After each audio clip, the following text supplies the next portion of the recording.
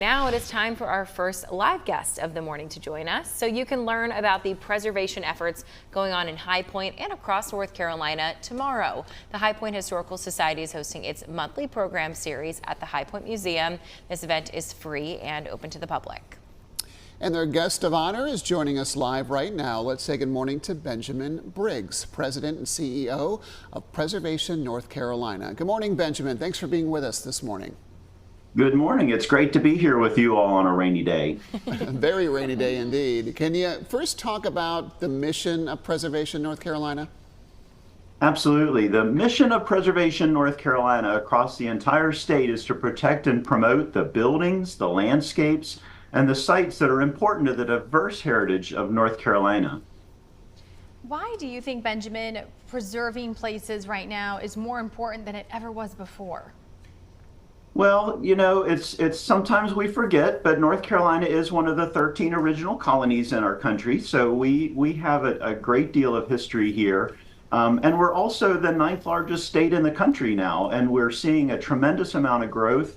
And it seems like we're only growing faster and faster. So as our very historic state sees changes in growth, we need to have a voice for saving those places that really make North Carolina the state that we all love to call home.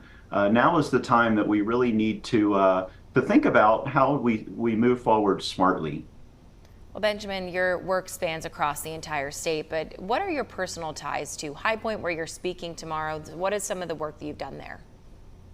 Well, I am a High Pointer by birth, and I'm here in my house in High Point, built in the 1840s.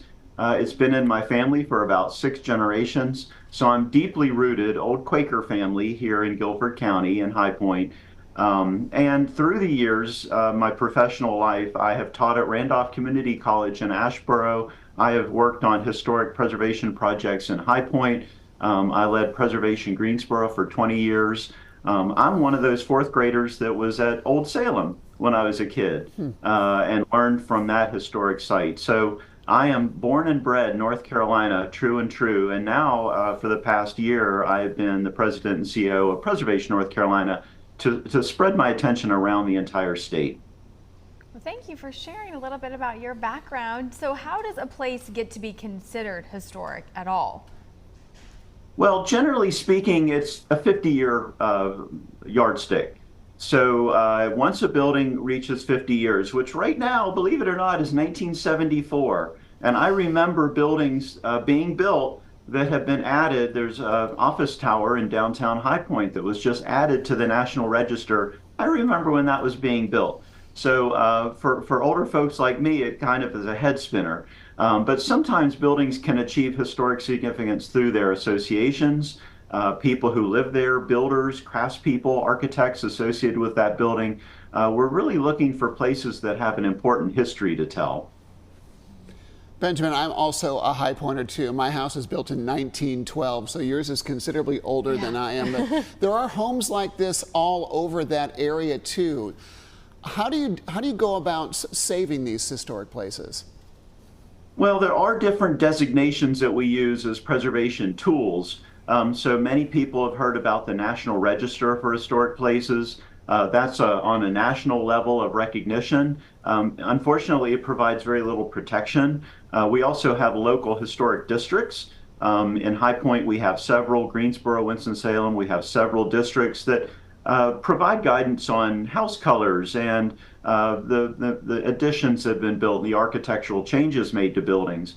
But really, there's only one way to preserve a building from demolition, and that is a preservation easement. That's a legal instrument that's attached to the deed in perpetuity, and that's what Preservation North Carolina really does best. We have nearly 900 easements on properties in the Triad and across the entire state.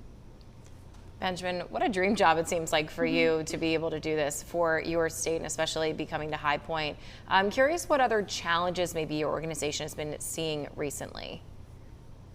Well, we like challenges, and as a statewide organization, I see it as an important role for us to help to overcome barriers and perceptions in our communities on what is historic. So some examples of that, there's new history, amazing new history coming forward on the contributions of Black builders and architects in our state.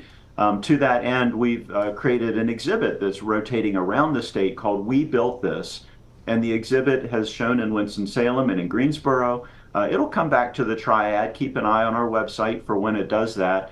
And that'll turn also into a documentary and a publication. And another area that we see where we can sort of forward the conversation is mid-century modern. I made reference to the building in downtown High Point that was built in 1974. It is a very modernist building. Many people might look at it and go, that's not historic, but it is part of the story of how High Point developed. It was an example of national style architecture coming to this town. So every place has an incredible story, and part of my job is to get that story out to people so that they really love their hometowns. It was great to have you on our show, Benjamin. Thank you for your time. And for everyone at home, you can hear more about preservation efforts going on in High Point tomorrow morning. You can listen to Benjamin speaking at the High Point Museum at 10 a.m. This event is free. It's open to the public. You can learn more about it and stay updated by visiting highpointmuseum.org or on pressnc.org.